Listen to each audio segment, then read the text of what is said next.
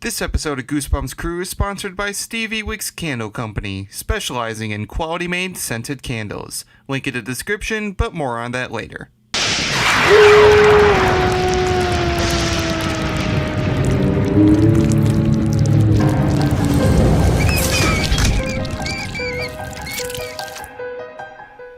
Hi everybody, welcome back to the Goosebumps Crew Podcast. I'm your host, Isaiah Vargas, and I'm joined by, once again, my Goosebumps cohorts. Bjorn Panlick, Goosebumps Aussie fan, Nick Shaw-Shawin, and Micah, the ultimate Goosebumps man. And we're very excited because we have some very special guests joining us today. We have Matt DeWilde, the prosthetic sculptor on Goosebumps 90s, as well as Alan Doucette, the series prop master, joining us today to talk us a little bit about the props and costumes from the 90s Goosebumps show. Matt, Alan, it's a pleasure to have you. Welcome to the Goosebumps Crew. Thanks for joining us. Thank you. Thank you. Thanks for having us. Absolutely. Now, before we begin tonight's discussion, I do want to give some news in the Goosebumps world.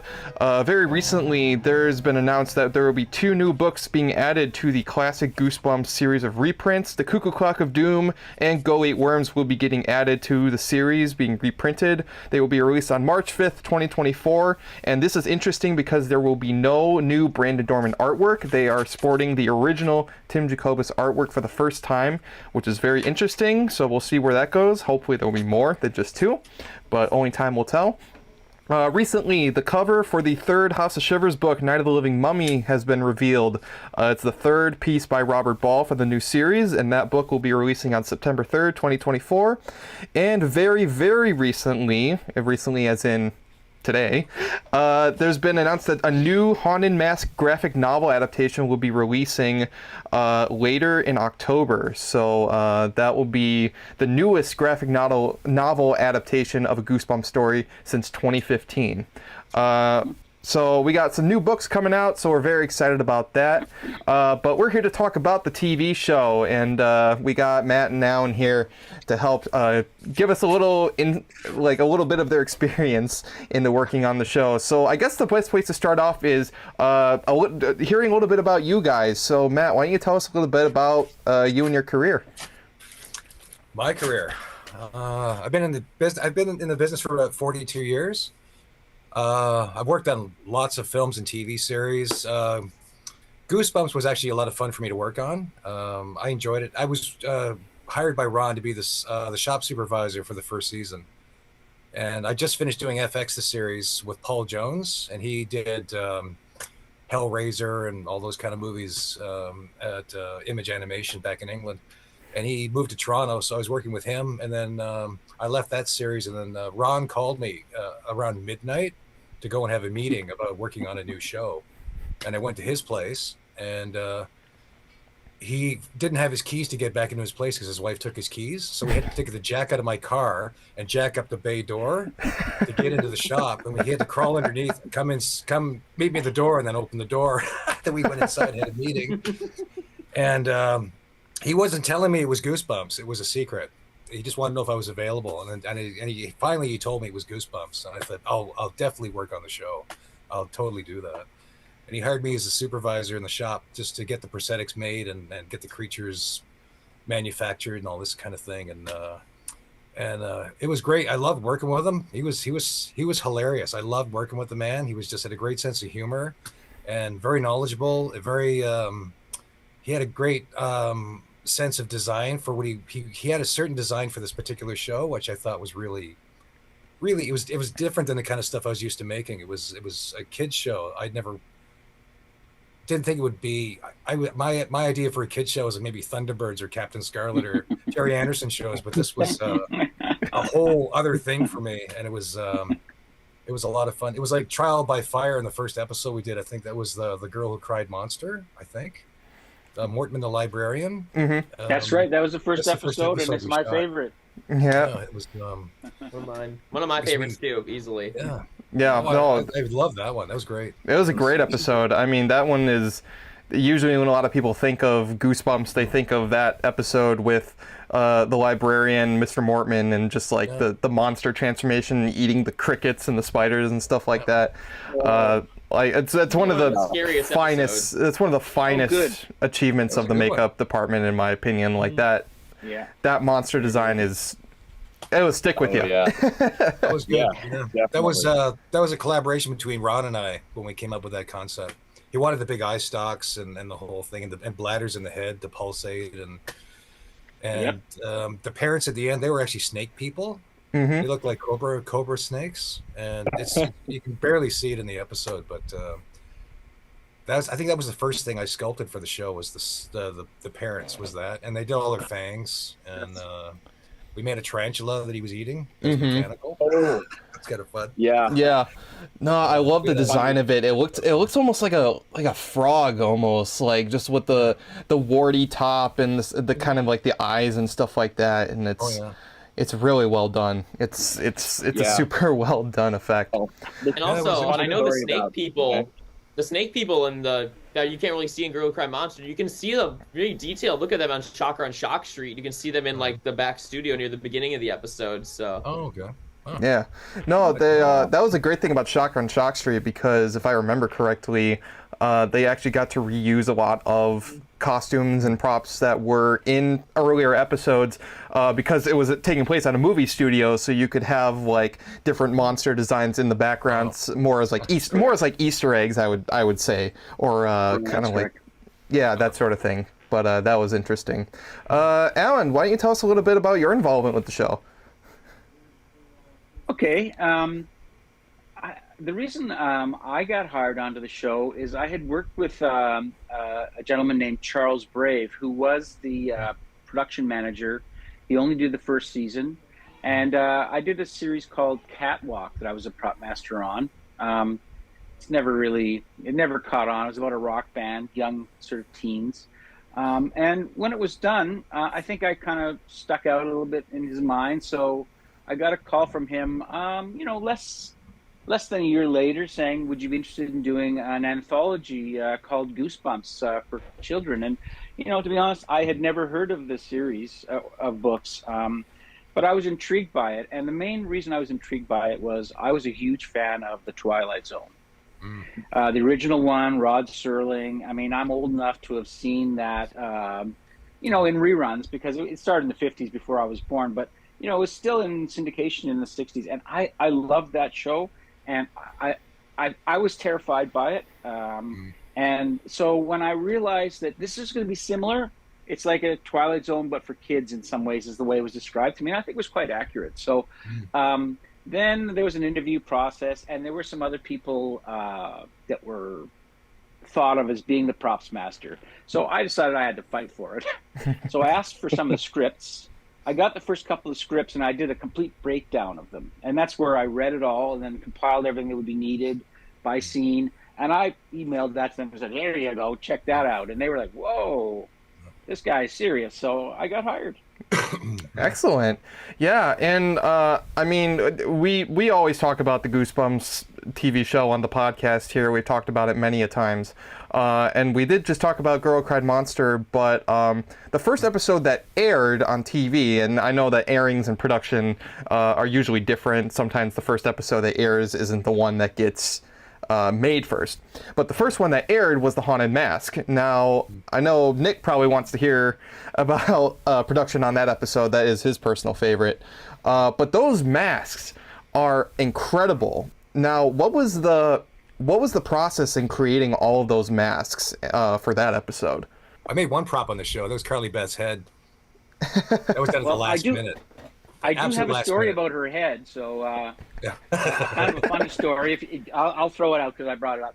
Yeah. That particular head that she carried around on a stick was actually made out of hard resin rather than soft rubber, as were all the other masks. Yeah. And I think Ron decided to do that because he's a smart man and he knew it had to be durable. It was going to be carried around for many different situations. So it was like a hard plastic type thing. And what I'll never forget was the director of the show, Timothy Bond. He was getting impatient. So she was supposed to stick it in the ground on a stake and have it sit there. Well, he grabbed it and he did it, and the whole head blew off. And there was only one of them. Oh my God! Oh no! No. I remember everybody freaking out, and I looked at it, and it was now my problem. because there's nobody was there. It was just being used as a prop. There was no, prosthetics or anything that night. So I looked at it, and thank goodness it was a totally clean break off the top of her head. And so I found the pieces, I glued them back on, carried it in, and I went up to the director and I said, "Don't ever do that again." Yeah, don't. We do not have all night. Okay. I didn't even know that happened. Wow. I don't usually talk to directors that way, but it's something where there's a reason why they hire people like Matthew and myself. It's because we know the objects really well. We know how to handle them. And nothing sort of bothers me more when people just think I can grab that and I can do something with it. And he learned the hard way. And I think everybody came up to me later on and said, "Whoa, he deserved it, but good to tell him off." And so Yeah. Well, don't go around breaking stuff. You never know what you may do to it. Oh my goodness, that's like a horror story, but That's a horror story right there. They should make a Goosebumps episode about that. That head was made at the last minute, the absolute last minute. oh, I was painting haunted masks. We made 7 or 8 or 9 of them, I think, manufactured. And then it was 9 o'clock at night. I was going home, and then Ron said to me, "We have to have Carly Beth's head tomorrow. We're shooting tomorrow." And I went, "Why didn't you tell me this? It's 9 o'clock." And he's like, "Well, we have to have it by tomorrow." And I went, "Oh." So I had to get her life cast and sculpt it in 30 minutes, make a mold of it, do a quick fiberglass in there, and then paint it. Wow. And then literally have it ready for the morning. And I worked all night on that just to have it ready. And then I had to go to set also. So I was up for 30 or 40 hours, I think. Oh, doing all no. that at the last minute. Because sometimes Ron, he missed the schedule sometimes. He didn't quite read the memo properly or something. But there was so much going on. I remember that being so last minute, and it was oh. And if you look closely, one ear is lower than the other. Because I did a quick outfit off her light cast, and it got distorted. And I didn't realize that until after I put fiberglass in the mold. unless Catherine Short's ear is actually like that in real life. Oh no! I wouldn't know. Well, we play with the camera angles, and it's a show for kids, so you can kind of get away with a little thing like that probably here and there. Here's the reason. Time constraints. Now, that head bust reappeared in the sequel episode, Haunted Mask 2, and in that episode it gets destroyed. Did they actually destroy it, like a replica of that for the episode? They made a second one. They still had the mold. I had a silicone mold of her head, so that was just reproduced again. Yeah. No, it was I remember seeing that and I was just like, oh man. Yeah. Wow, I can't believe they actually did that. Compared to the first episode.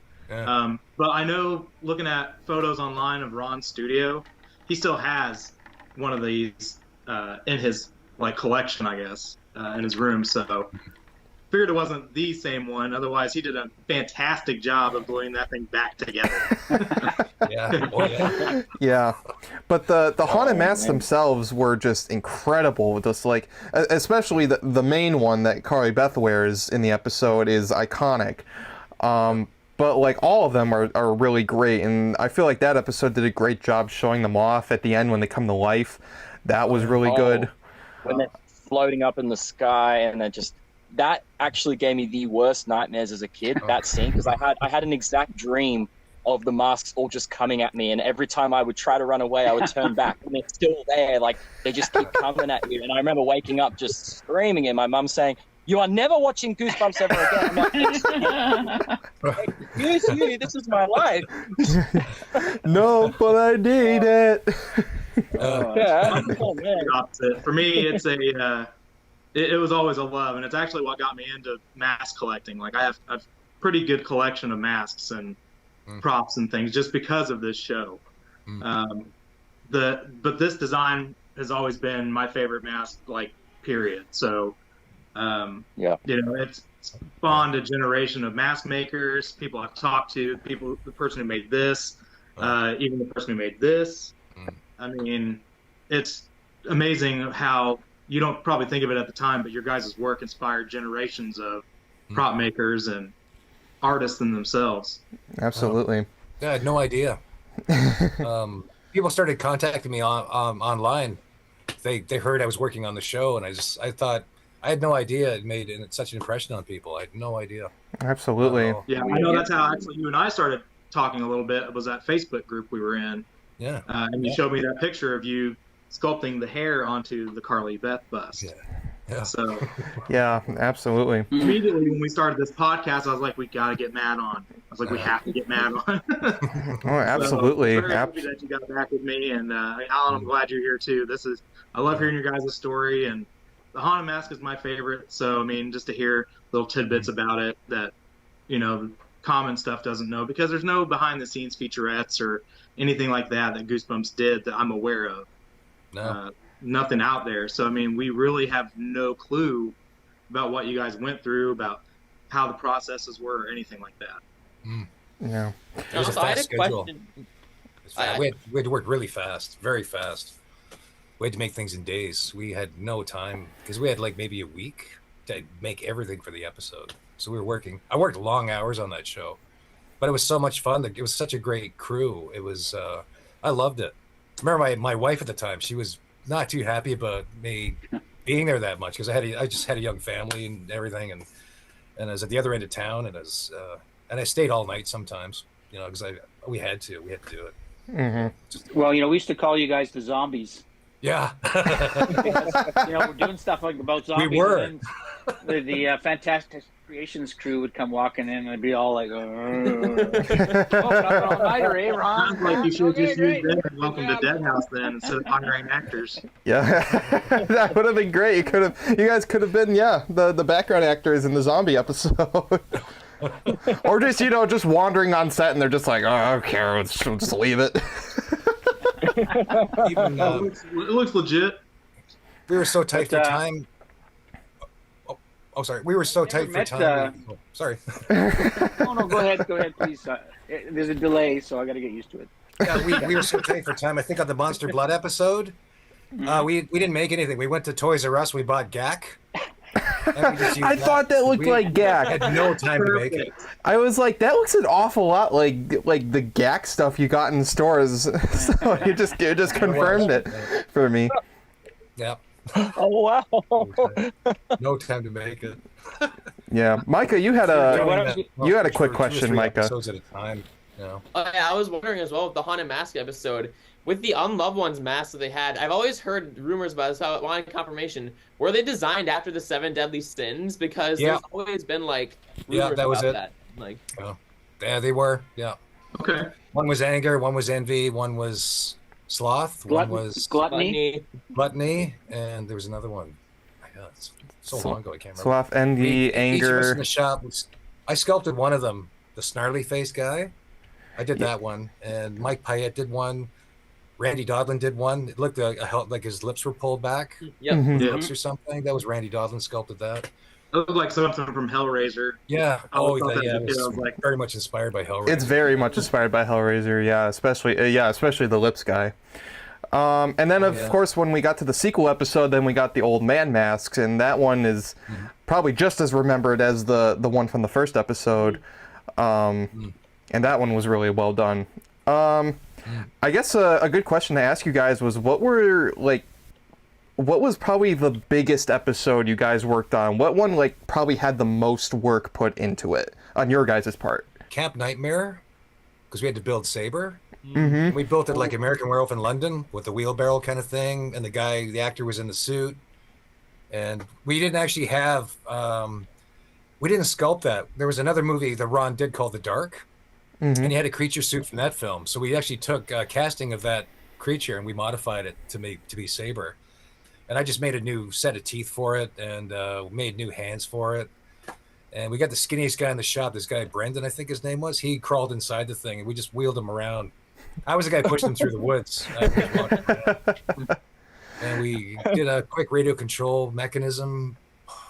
And it failed so many times. He goes cockeyed sometimes. I don't know if it's in the episodes or not. He go cross-eyed and things like that. That happened a lot. Yeah. Well, I mean, it makes sense in terms of the episode because it turns out it's actually a robot. So Yeah. you could just say it's just the robot being a robot. Wow. So Incredible. I didn't realize there was someone inside it. That's crazy. Kind of like in Battlestar Galactica. Apparently, there was inside the Daggett. I think it was a a chimp they put Yeah, inside the monkey. Yeah, so I didn't know that. Goosebumps, there was someone actually inside Sable. That's crazy. Now, of course, we can talk about the episodes all day, but the Goosebumps intro is absolutely iconic. I think people honestly probably remember the intro more than they remember the show themselves, at least the greater audience. Were there any props or anything that had to be made for the intro part of the show? We didn't make anything for that.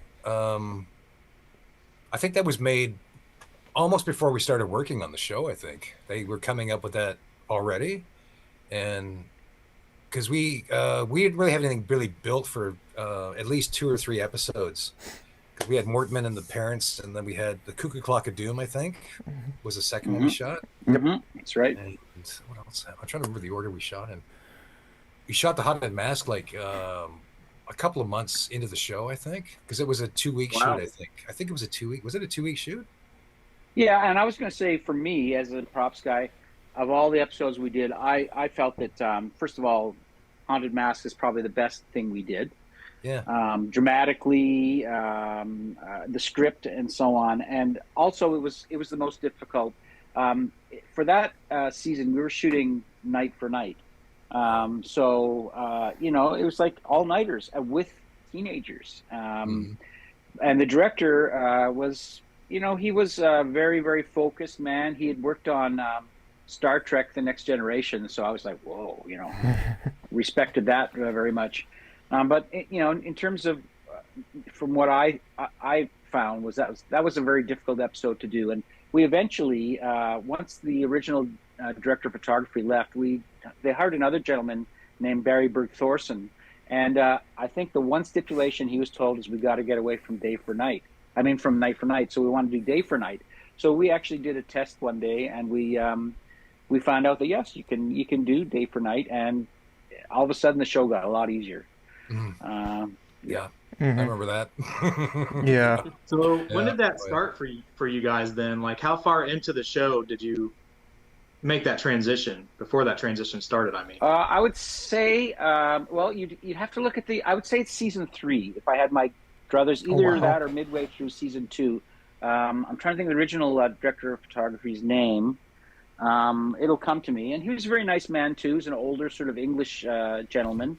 And he only wanted to do it that way. And it does look better. Like, it does look better shooting night for night. It's very hard on the crew, and especially on a child. Like, I mean, were you guys ever up all night when you were 12 years old, and then having to act and so on? I mean, it was really, really tough thing to do. Yeah, absolutely. Yeah. Oh, yes. But I do want to talk about the opening, if I could, a little bit. So a lot of people ask me about the opening. There's a couple of really iconic things in there. And the first one would be RL Stine walking, carrying the briefcase. Well, of course, that wasn't RL Stine at all. It was actually our producer, though, at the time, a gentleman named Patrick Doyle. And we actually filmed it at his place, which was out in Mississauga area, for those who know the area of Toronto. And we filmed that, the dog on the doorstep, and then around the back of his house, he had a beautiful hill that sort of led down and looked out over the city. I think they put in a few things to make it a little scarier, but that was all filmed on one day, and it was on a Saturday. It was a 6th day for us, so we were all crazy tired. So we'd done, like, if I remember correctly, I even worked till like 2 or 3 in the morning, and I had to report in for 9 the next day. So but we're in the union, so we got paid big bucks for it. But I remember being really tired for that. And I guess the other question that people ask is the little shots that are shown, the vignettes. I mean, there's a bunch of things there, but everybody asks me about the wriggling worms. So here's the answer. How do you get worms to wriggle like that? Well, I didn't know either, but it turned out that our gaffer, a gentleman named John Batello, he used to be a worm picker. He's Portuguese, and that was a job that people did, and he knew a lot about worms. So I said to him, I remember I laid them all out on like a bedspread, and then they were just kind of lying there, and they said, well, can we make a move? And I said, I don't know. And John said, oh, you know what you need? Salt water. So I said, what? He said, yes, salt water. So I went and got some salt, put it in some water, shook it up, had a little spritz gun, and then I tell you, they had the camera on it, and they said, action. I sprayed the water on these things, and they started wiggling like crazy. Just, nightmare stuff. Yeah. And the thing after that, I was like, wow, I feel really bad. I mean, I think I killed those worms. And I'll never forget, John's answer to me was, because he had an accent, it takes a lot to kill a worm. And at the end of that night, I kind of felt responsible for them. So, because we had over 1,000 worms for that shot.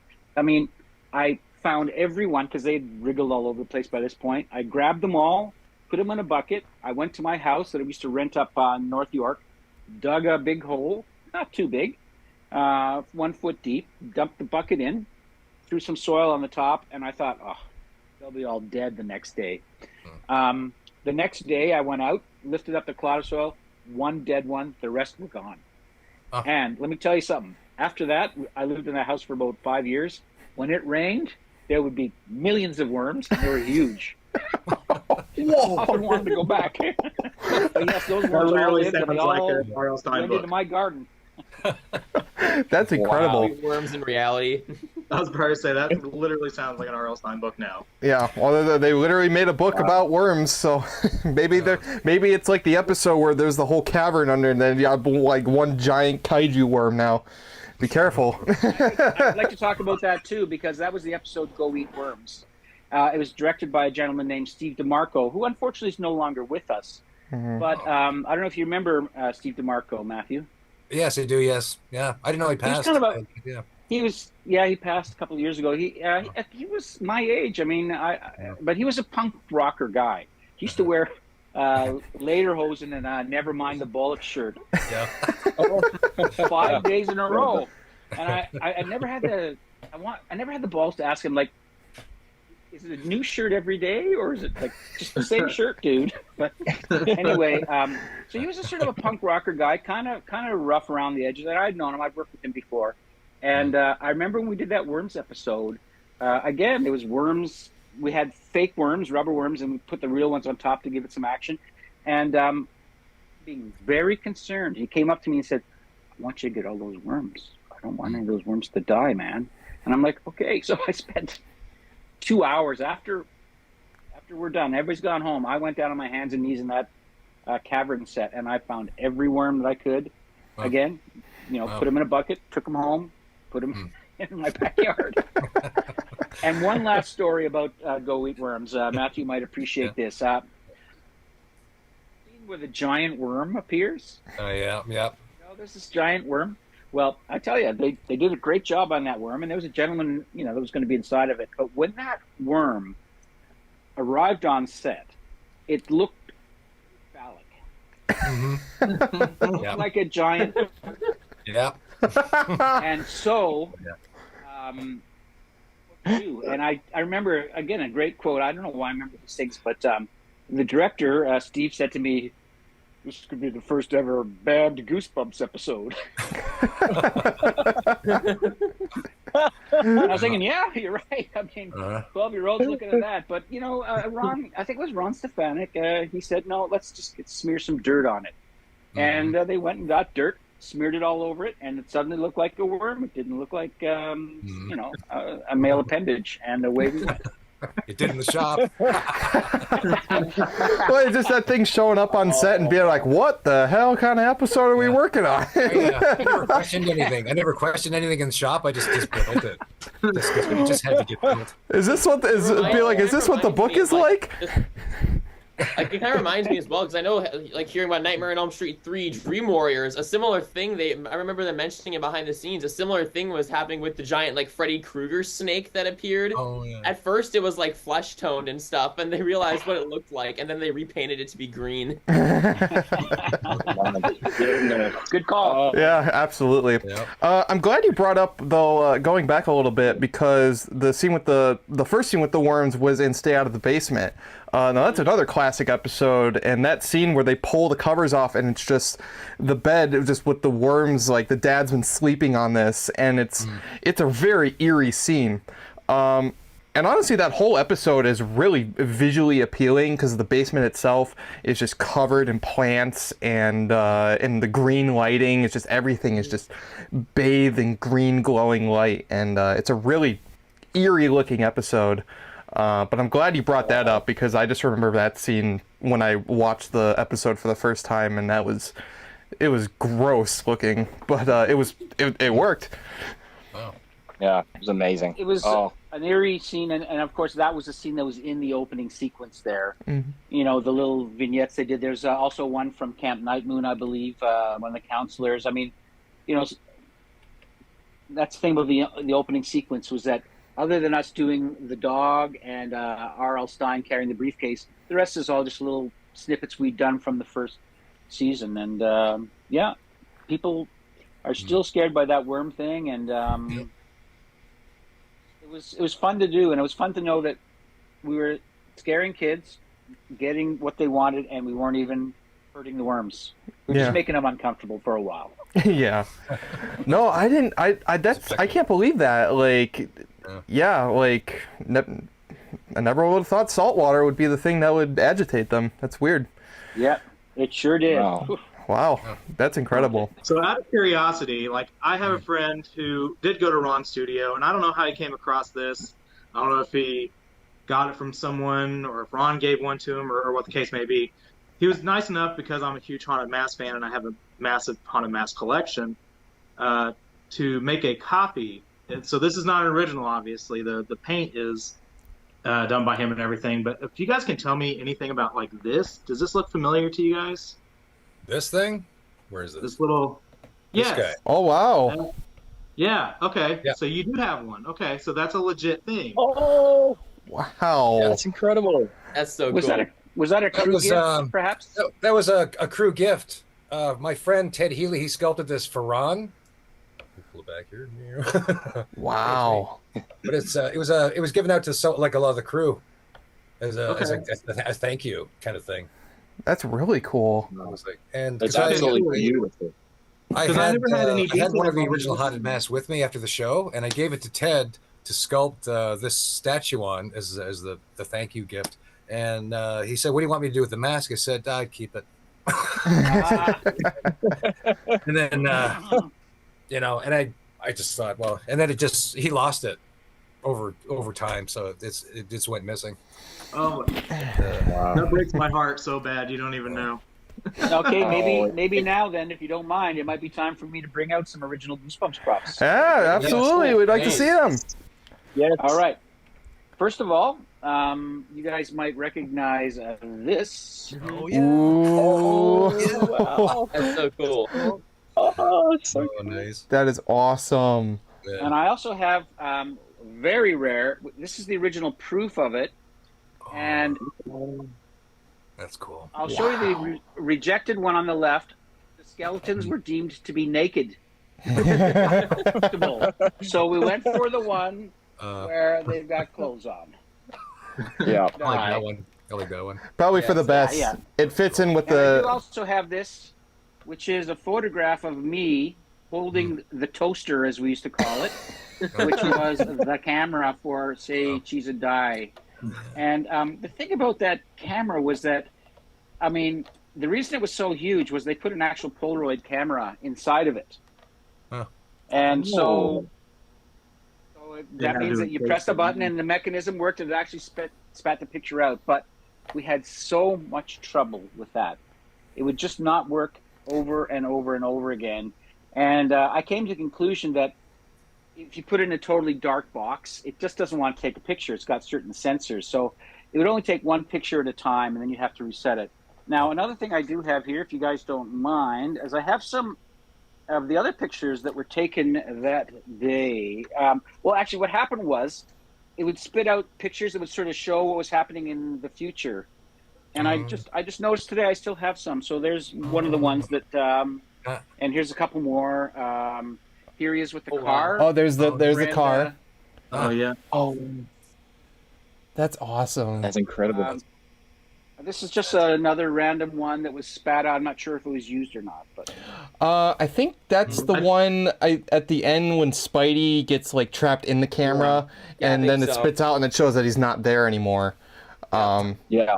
I think that's what it's been a while since I've seen the episode. It's a little foggy, but I believe that's what that is. I think you are right about that one. Yeah, it is. The next thing I'll show you. Oh, well, go ahead, but I'll show you. I was just curious about the Say-Cheese Guy camera. Like, what was the thought process of like designing that? Since it doesn't, it doesn't look like a camera. Like you're. That's right. I mean, I think it was literally that we had to fit these Polaroid camera inside, and the Polaroid camera was not small. It was a big thing. So, I mean, everybody that ever saw it said, "Whoa, the camera looks weird," and we were like, "Yeah, it does look weird," but. The technology and the time, like I'm sure that Matthew and the people at the shop could have made a better one if they would have given more time, but they literally would get the script maybe 2 weeks in advance and they'd have to just run with it. And I was so impressed with what they did, actually, because I was a props man. We were in a different kind of category than them, and I had never met Ron before, but I have to say that when I did meet him and his crew, I was always impressed by how talented they were. And the funny story that happened was that, like, they didn't know me, I didn't know them. But when we started working, they would come up to me and ask for all kinds of stuff, And the one thing they asked for over and over again was Top Stick. Top Stick is like a toupee tape. It's double-sided. It's clear. Comes in little packages. And I had a couple of packs of it, and they used it all. And the next time we were filming, they asked me for more, and I had replenished it. Anyway, I started teasing them about the Top Stick. I'm like, "Hey guys, Top Stick," and so on. I remember teasing Ron one time, and he looked at me with these exhausted eyes and goes, "You're gonna be swimming in Top Stick tomorrow, trust me." And the next day, big box arrives, hundreds of dollars with a Top Stick. And you know what? After that, we became friends, and I told him and his crew, if you guys ever need anything, supplies-wise, support-wise, we're there. Myself and my assistant, who was a lady named Jill Bedford. I mean, I loved the guy. I don't know how to say it. Like we would finish filming, and then we'd go back on the props truck, and we'd drink beer till dawn. And I really got to know him. I used to go to his place all the time. I think Matthew, you should describe the shop on Leslie Street. It was quite something. Else. Yeah, it was something. It was gated. First of all, it was gated. So it was like at the very end of Leslie Street. In Toronto's East End, and you literally had to drive through a gate that they could close. And once you were there, it must have been an acre or more of land, right by railway tracks. You could make as much noise as you wanted. You could, you felt very sort of, I don't know the word, secluded maybe. And inside was just incredible stuff being made all the time. And then Ron had at the back, maybe you weren't around for this, but eventually he built a display room. Oh yeah, at the back of the shop, and I remember that he had a bookcase, so it was concealed doorway. Oh yeah, I missed the bookcase. Yeah, there's a bookcase, and if you pulled a book, and the book I believe was Frankenstein, if you grabbed that book and you pulled it, it unlocked the door, and when that door swung open, every creature that had ever been made by Ron for that show and others was in that room. Yeah. And I think an important thing that he did early on was he was smart enough to say, "Listen, I own the creatures." Yeah.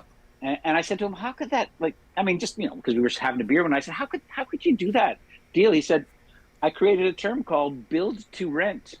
I said, "What's that mean?" He said, "We build them for you, but you're renting them from us in the end." So he retained everything. He's got everything. And the only last thing I would say would be that, unfortunately, those things weren't really made to last, right, Matthew? They were made out of foam rubber. And then they would smear slime on them and stuff, and they were really. They started to smell. They were starting to deteriorate, and I don't know what he could do to save them at some point, and I don't know what happened to him because I haven't really been in touch with Ron the last few years. But my impression is that he also would have owned the molds and maybe kept some of the molds. So if he was smart, he would have been able to produce more. And now he doesn't have that place anymore. He's moved. And I've sort of lost touch with him, but that was a heck of a place. And I had 2 young kids as well. My son was 6 when the show started. And I remember taking him there, and he was like He wasn't very comfortable around it. It was a bunch of scary looking monsters. Uh-huh. So those must be the I brought photos my I kids see to online, they saw the because show. It the was bookcase, and he's got everything on there now. Like you said, some of them do look a little deteriorated. Like the Haunted mask really doesn't have teeth anymore, so it looks more like the old man mask from 2 than it's original. Now it's becoming an old man mask. Yeah, it's becoming an old man mask, but that's what 30 years will do to you. Yeah, absolutely. So, but I did see that workshop where you had all the things from like the creeps from Calling All Creeps and the werewolf. Horrorland. Horrorland. Welcome to Horrorland. A lot of people don't know that in Welcome to Horrorland, I think it's called.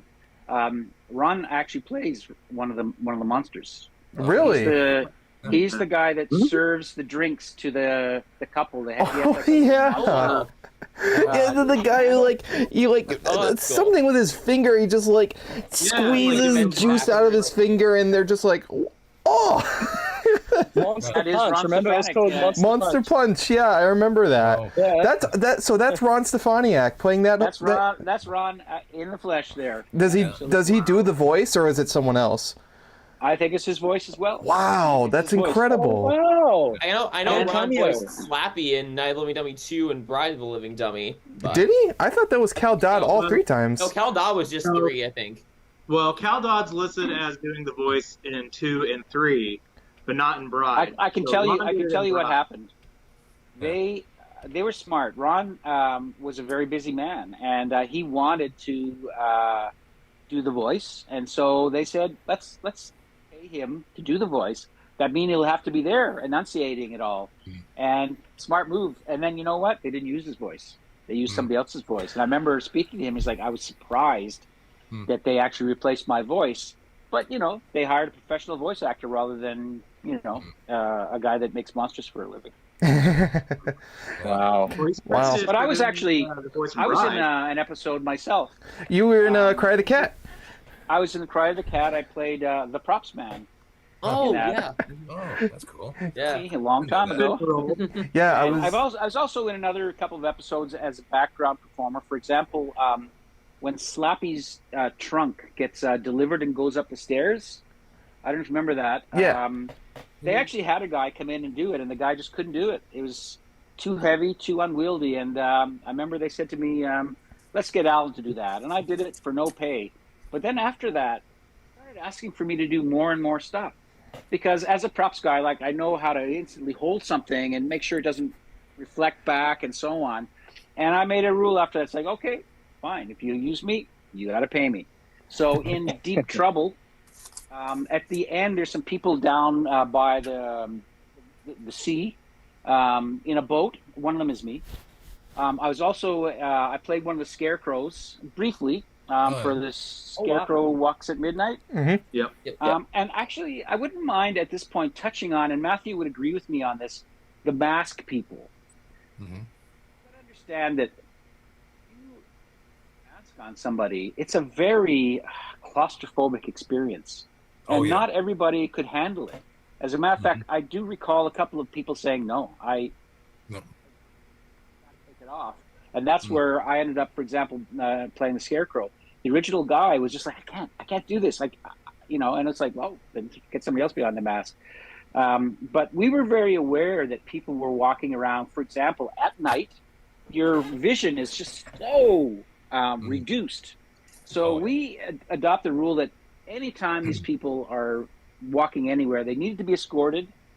The people who, if it was just an assistant director for the day, they had to be told that, no, these are not people you just lead around. You have to get them by the arm and tell them, look, there's a curb coming up and everything. Yeah. And again, some of them were kids. That's why I always felt the girl, Catherine, that played, the haunted mask. I thought she was so brave to wear that mask, and she didn't wear it all the time. And if she was just going to be in the mask, it was actually an adult wearing the mask. And again, Matthew would tell you that when they make these masks, there's actually 2 masks. If you think about it, there's a mask on the inside that matches the actor's face. Yeah. So it's not just like a sort of a Halloween mask. This is molded to your face so that when you move it gives you some facial expression, you know what I mean? And it makes it comfortable. So there's a mold of the person's face on the inside, and on the outside is the monster mask. And they were a very elaborate things, and especially for the time, you know, in the mid 90s, I thought they were really doing some great stuff on very short notice. And obviously it was good stuff. We're still talking about it 30 years later. Yeah, still talking about it. Absolutely. Even I mean, wearing the mask it can be really claustrophobic. She had Catherine had trouble on one day. She had trouble with the mask. It was, I think it's when she first puts it on. She's looking in the mirror, and it kind of like attaches to her head. So we actually blew the mask up with some bladders, and she puffed her cheeks out, and then she let the air out. We let the bladders down, and it made it look like it was on. And we had to, like, when she pulls her shirt down, we had to blend the mask into her skin. And in that case, we could normally take the mask off quickly if she needed a break. In this case, we couldn't do that. It was glued to her neck also, and that made her feel really uncomfortable for a time. And when we stretched the mask on the inside with the bladders, that I think it kind of hurt her a little bit. Her skin pulled on her skin. Things like that. Well, probably there's all that. One of Ron's ideas to make it look like it was shrinking on her or becoming part of her, kind of thing. That was a great idea. Yeah, it was. I mean, it's a great effect in the actual one of the episode. questions I was going to ask, because I always wondered, watching all these years, how that effect was done, because it clearly is not CG or anything. I mean, it's literally happening right there. So. You know, it always, baffled me. I was like, how does it get that suction effect to make it look like it's actually like now forming to her? Yeah, we they were like balloons, but they were custom made ones to fit the shape of her head. And we had, I think there was 4 of them in her head, and we just pumped them up with air, and then we released the air, and it just went like that, sucked to her skin, and she puffed her cheeks up too, and that helped also, just to get to do that. And her acting really sold it also. She did great performance on that. Well, one thing I want to bring up really quick is that there's a famous story considering the haunted mask. There's the scene where Carly Beth bites into the sandwich with the worm in it, and there's a famous story that she refused to bite into a fake worm, and she actually requested to bite into a real one. Like, as a props person, you'd just be like, you would rather bite into a real worm? Yeah, I hate to say it, but I don't think that's a true story. Really? For every minute of it. It's funny because, like, no, it's unsanitary. You wouldn't have been able to allow that. So, people, I would say that that's probably not true. I mean, I wouldn't have let it happen. It's, like, I'm the props master. I'm in charge of all the props, and something like that, you can't take a chance that the actor will get sick. But I mean, it might have happened. I think I'd remember that, and I don't. So. Yeah. Sorry. I think it was at her request, like, that you guys had said like, here, you're gonna bite in this fake worm, and she said no, I want to bite into a real one, so it was on her terms. I know RL Stine talks about it a lot. In fact, when me and Nick went and saw him, he told the story. So I don't know. I mean, maybe it's he's just a funny story. guy, though. Remember, he's a comedy guy. He might have been pulling your leg a little bit. Maybe. Hey, you know what? It could be the biggest, the biggest jokester of all time. He might have been a troll. I met him several times. Every time we did one of the introductions, he would fly up, and the one story I'll have. Does anybody have any signed copies? You got who was it again? You got a signed copy. Of it. Did you not? Was it Bjorn? Yeah, I've got a script that has Stine. Autograph. Not signed by Stine, but I do have his autograph on other things. But unfortunately, my script, it has all the actors. The only ones missing from my script are the actual voice actors. So the voice of Slappy, Cal Dodd, and of course Rocky. But it has the actors that played them in the actual that wore the outfits, like that did all the running around and stuff. But I don't have the voice actors. But Stine, unfortunately, did not sign my script, no. Yeah, and I know that I asked him to sign a couple of the books, and you know what? This is a true story. I don't know why I remember this, but I said, would you mind signing this? He said, I don't mind at all. He says, I'm still getting used to the idea that people even want my autograph. That was back in 1995. So, I mean, he was not a big star. I don't think even he realized how big it was going to become? I mean, when did the book start coming out? Does anybody know that? So Like 1992 or 93. Goosebumps started in 1992, but he was writing books beforehand. But it wasn't until Goosebumps that he really started like take off as an author. And that's actually, I was gonna ask you guys about that because RL Stine did appear in a few episodes, mostly the hour-long specials, because those ones aired on prime time. They were big special events. But yeah, he was in like the Haunted Mask 1 and 2. He was in Night in Terror Tower. In fact, I want to, because you were holding up that axe for quite a while. Yes. This is the axe from Terror Tower. Yeah, and that episode had a lot. And that episode had a lot of props and a lot of big. I mean, you had the big castle set. You had the whole episode took place in London. I mean, that episode probably had quite a number of props in it, I would probably imagine. That was probably the second highest rated Goosebumps episode after The Haunted Mask, if I'm not mistaken. Maybe people know better than me. I do know that I believe that when that aired, it was shot in the winter, and we weren't even in production. We just got together, filmed that, and then we went out of production again. So it was kind of a special episode.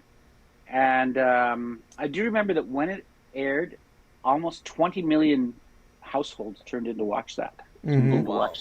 Whoa! So the idea of 20 million Americans watching that episode, I think is something. It's hard to get those numbers anymore unless it's a football game or something. And another thing is that I remember people talking about it. Like I'd be on a streetcar and I'd hear people talking about, you know, the Goosebumps episode they'd seen the previous night and stuff. So this show had a lot of buzz when it was on, and I was told it was the highest rated kids show of the time. It beat Teenage Mutant Ninja Turtles for the top spot. And thing about kids was they loved it and they were scared by it, but they weren't terrified by it. Nobody ever dies, I don't think, like literally dies in an episode, and there's no blood in them. So a lot of thought was put into, let's give them a little bit of a scare, but let's not terrify them, or, you know, except for some of you guys, let's try not to give them nightmares. Yeah. I guess we did. Oh, there were actually some I mean, there were episodes where characters did die. I mean, the librarian in Girl Who Cried Monster, on Dallas, Old Story, like. Yeah. So But I mean, like, it wasn't in terms of like a horror movie where like people are getting slaughtered by like killers and all that stuff. In the show, like. But yeah, I mean, Goosebumps was a very popular show, and it was off the heels of a very popular book series, and it's just a testament. I mean, we as Goosebumps fans, we remember the onslaught of like Goosebumps merchandise alongside the books and the TV show. And even now, I mean, like you got the movies and the new Disney Plus show that are continuing that phenomenon. But I mean, it will never ever beat the craze in the 90s from like, honestly, by the time that this TV show premiered was like the height of that popularity. Like that was when it was at its probably most popular state. Over 4 million books a month was what RL Stine said. At the height of Goosebumps, the biggest height, it was the peak. He said they were selling over 4 million a month. That was the highest it got. Like over 4 million just in a month. And he said it was insane. And like he even said he was just so shocked at how big it was all around the world. You know, in Australia it was huge, here too. Like it was massive. Apparently it was just as big even in New Zealand. Lots of kids over there were tuning into the Goosebumps craze. And then they even had like a Disney World attraction, a traveling stage show. Like it was just insane. Like when you look at who was involved with Goosebumps. Mm-hmm, absolutely. Honestly, I feel like all that blew up when the show started. Because prior to the show, you really only maybe saw the books at book fairs and things like that. So the word hadn't really gotten around other than just a few books that were out at the time. But I swear, as soon as the show hit and the first episode premiered, it just blew up. It skyrocketed. And that was on prime time. That was on Fox. That wasn't on Fox Kids. Fox Kids is where the show was for the rest of its run, but the Haunted Mask and like all the other like hour-long specials, those were in prime time slots, and yet they were still like getting these big numbers in the ratings from kids all across America and all that stuff, and it was incredible. But Matt, I want to ask you a question really quick. So I know you said you only worked on the first season. Did you work on the other two-parter episodes like Terror Tower and Werewolf of Fever Swamp? I had some involvement with that. I was some work was actually shipped to my studio when I was off the show. I did some additional work on the series because they got so swamped with doing things. I'd sculpt it or whatever, then send it back to Ron's shop. Then he would take it from there, kind of thing. I can't. It's hard. There were so many monsters. It's hard to remember them all. Yeah, there were just so many of them. Did Because you I was like, create doing Slappy? everything. Sorry. Did you create Slappy? No, that was Dan Sheehan. The guy that replaced me in the first season, Dan Sheehan sculpted that.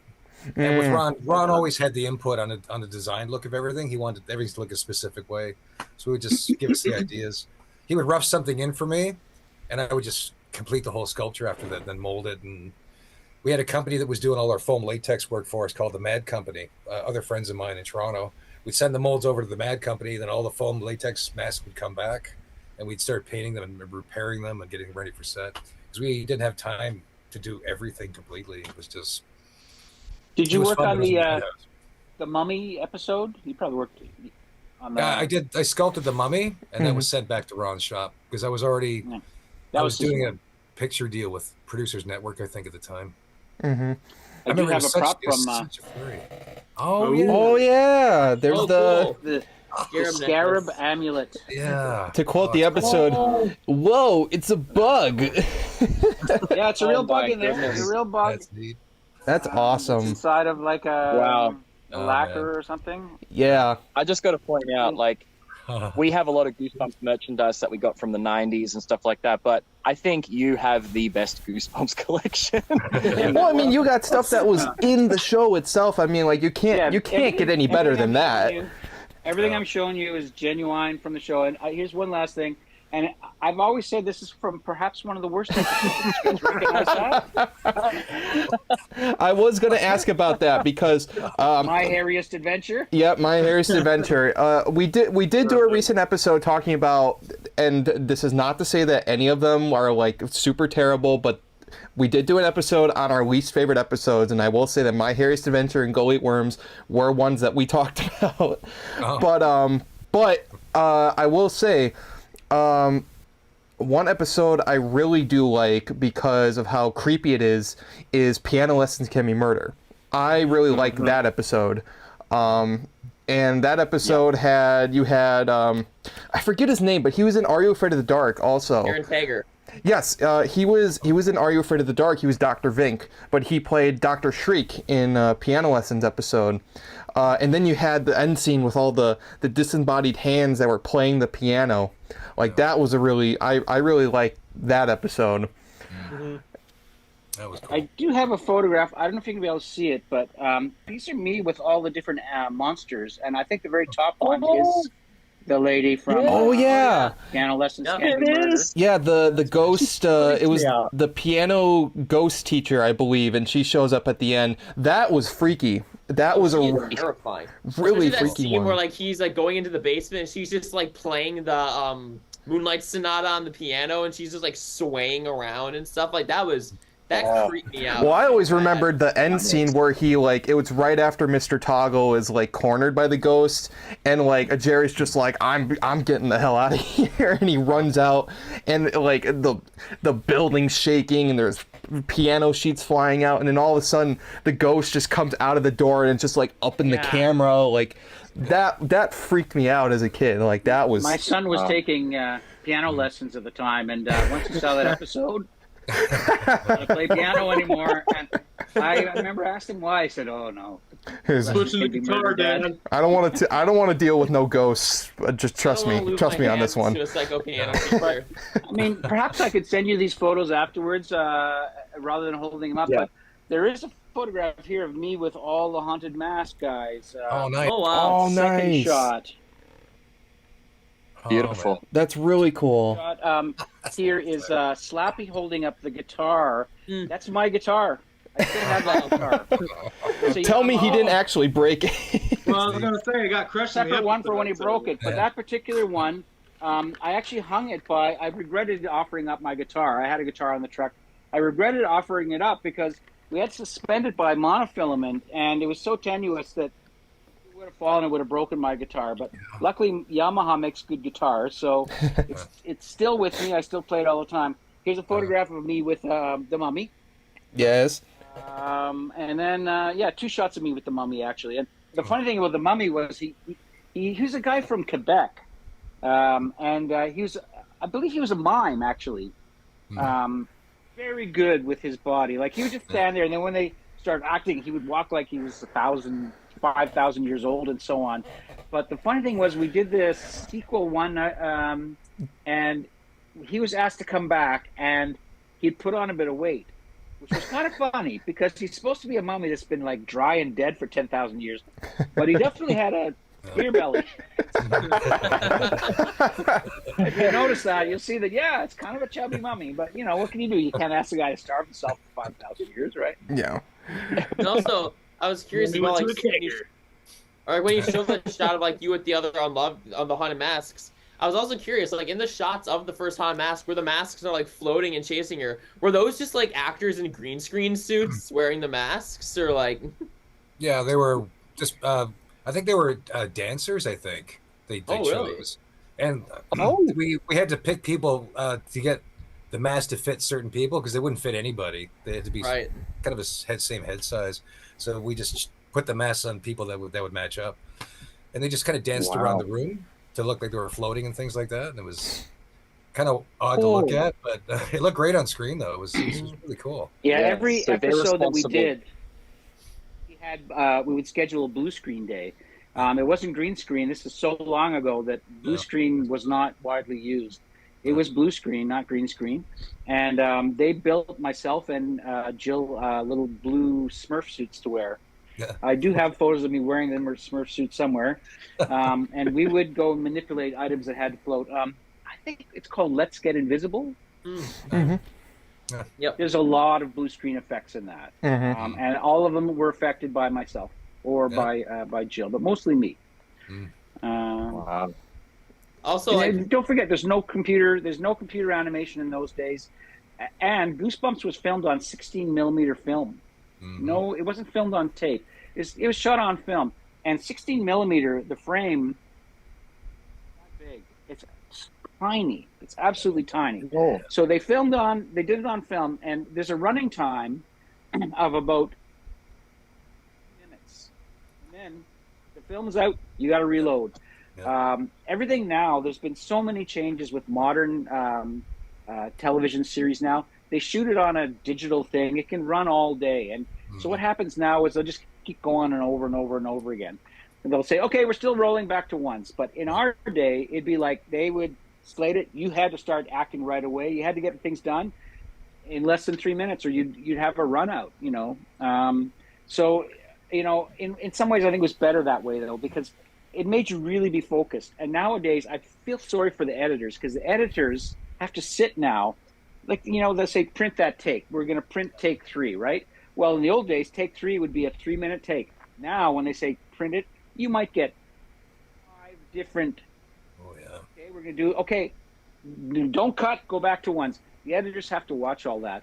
I think it's actually taken away from it in some ways. Yeah. So anyway, that's my diatribe about shooting on digital. But yeah, shot on film, edited on tape, though. So really, the film process was only for filming.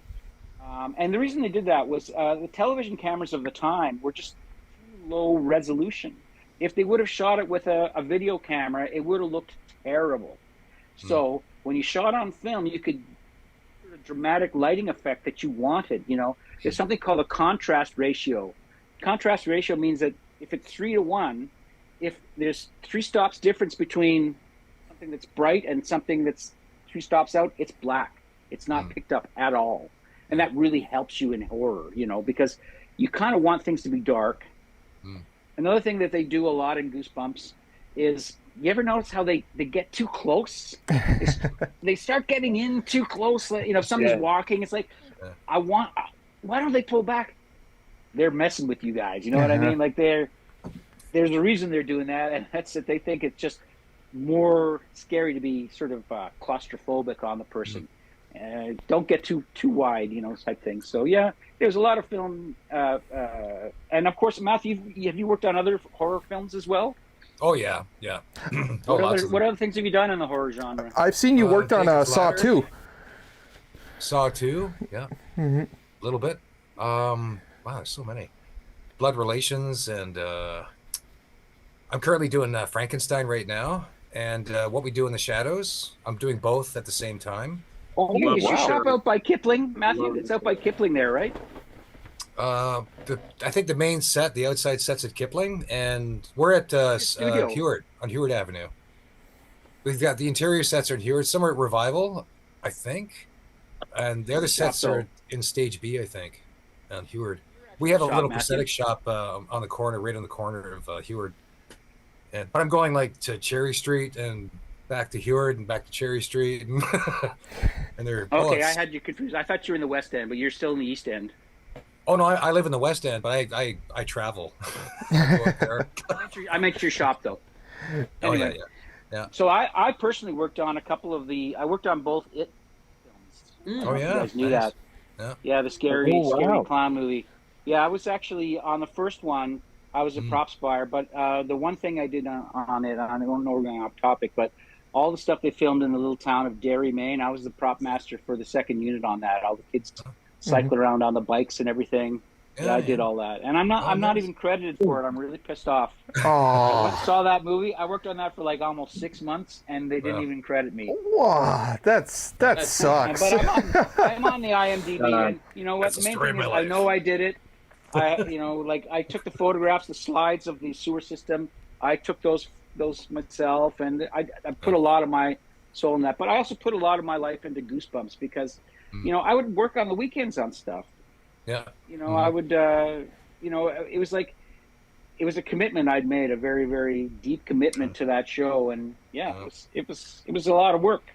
Absolutely. Just talking about the, those little film cells, I just remembered I do have a couple from like Night of the Living Dummy.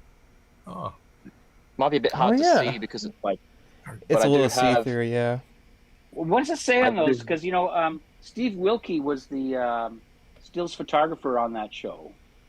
And it says Robertson on that one, and it just says Goosebumps 1995 parachute. But then I have another one here. I've got quite a few of those. I've got like one from, it's probably a bit hard to see through the camera, but I've got one from Welcome to Dead House and also A Night in Terror Tower. And and I got another one from Night of the Living Dummy there. It's just a little hard to see because they're the see-through. Yeah. See-through ones. You have to get a backlight to that to see probably the image. Yeah. That stills photographer, Steve Wilkie, is he's the top guy in town now. He takes anything that's filmed in Toronto. If there's like a promo shot, he's the guy that takes it. And he's been very successful. He's got a big house out of the city. I should have been a stills photographer instead of a darn props guy. But anyway. Props is where it's at, though. It's a lot more fun. Absolutely. All right. Well, we're going to continue our discussion with Matt and Alan in just a second, but first I just want to give a shout out to our pals over at already I probably messed up that name once again. Arete Podcast Network. Thank you, Nick. I mess up that name all the time. Arete Podcast Network, which we here at the Goosebumps Crew are a part of. This is a collection of people who make podcasts about things that they really, really enjoy, and they have a lot of podcasts on the network, including the Arete Podcasts, but also others like Down the Middle, Spur of the Moment, Part of Your Broadway World, Toon Talk, and Average Intelligence. They talk about all things going from pop culture to politics to Broadway to Disney to cartoons, whatever, you name it. So if you guys like what we do here at the Goosebumps Crew, please go check out rtmedia.org or check them out on Spotify, Apple Podcasts, YouTube, wherever you can find podcasts. And that's, so go check them out if you can. And we're going to continue our Goosebumps discussion in just a second, but first, we got a word from our sponsor. This episode is sponsored by Stevie Wicks Candle Company. It's a well-known fact that everyone loves a good-smelling candle every now and then. Stevie Wicks has you covered, as they specialize in quality-made scented candles. Not only do they have a large array of scents to choose from, but because Stevie Wicks candles are made from biodegradable soy-based wax, their candles burn slower and last longer. And if that wasn't enough, Stevie Wicks not only sells single and 3-wick candles, but they even sell jewelry, making Stevie Wicks a great place to get gifts for someone you know. And their monthly subscription boxes make for a gift that keeps on giving all year long. If you're a fan of Goosebumps like we are and are in the mood for some spooky smelling scents, they also have a selection for those who dabble in the supernatural, including Dragon's Blood, Witch's Brew, and Candy Corn. And Goosebumps Crew listeners have access to a very special deal. If you sign up for Stevie Wicks' monthly subscription box and use promo code LISTENERBEWARE at checkout, not only will you get 10% off your first month, but Stevie Wicks will make sure your box is filled with Halloween-themed scents, no matter the time of year. But wait, there's more. If you use promo code HAUNTED20 when purchasing your first subscription box, you'll get 20% off your first month. Or if you just want to snag something specific for yourself or a friend, you can use promo code SLAPPY10 to get 10% off any order. So what are you waiting for? Go to StevieWicks.com or click the link in the description to go snag yourself some quality made candles and snag some deals with our special Goosebumps promo codes. And of course, thanks to Stevie Wicks Candle Company for sponsoring this episode. And now, back to more Goosebumps. So one thing I want to ask about really quick too, I don't know if you worked on this episode, Matt, but Attack of the Mutant, now that was a big, like, elaborate set, I would say, but you also had Adam West in that episode, and he got to play the Galloping Gazelle. I left the show just prior to all that. Oh, yeah, I missed that one. I actually wanted to go and visit just because my daughter's a big Batman fan of the old series. And I was just too busy on another show. I just couldn't do it. I was like, oh. I was a huge fan. I was a huge fan of Batman, and the one thing, you know, about my career is that when I grew up, there was 3 shows I watched: Kung Fu, Batman, and Star Trek. And in my career, I got to work with stars of each one of those shows: William Shatner, Adam West. David Carradine from Kung Fu: The Legend Continues. Yeah. I do have a nice story about Adam West, actually. There's a scene where he's tied up in a chair in the masked meeting costume. And, you know, he was not a young guy at that point. I'm sure he would have been in his 60s, maybe. Anyway, so I came up to him and I said to him, Mr. West, I have to tie you up now. Have you ever been tied up before? Have you watched Batman? I know that was a joke. And he said to me, yes, I've been tied up many times. I said, yeah, no, I was kidding. So anyway, I tie him up, you know, and they want elaborate knots on it. So I tie him up. And then they say, okay, let's let him out for a while. So I let him out. And then I go to tie him up again. And I'm taking my time trying to match. And the AD, the first aid director, said, Alan, you know, what's taking so long? And I said, look, you know, it's got to match. I'm tying up a huge star here, and all the knots have got to match. And I'll never forget, Adam West said, he's right, you know. You got to give him time. I'm like, I got Batman. That's right now, and that is a true story. I never forgot. No, he fought for me, and he said, yes, you know, you got to give this man time to tie me up correctly. So yeah, it's like, this is Adam West here. He's got to be tied up good. Of a man. He was funny. He was great. No, that's awesome. No, I mean, that's just incredible. And also getting to work with soon to be stars Ryan Gosling and Hayden Christensen. How did you guys react when you found out, like, when you saw that they would become big? Ryan Gosling especially. I mean, like, he was just in like stuff like Barbie, and like he started on the Goosebumps show. Like, how do you guys feel about that now? He was in First Man.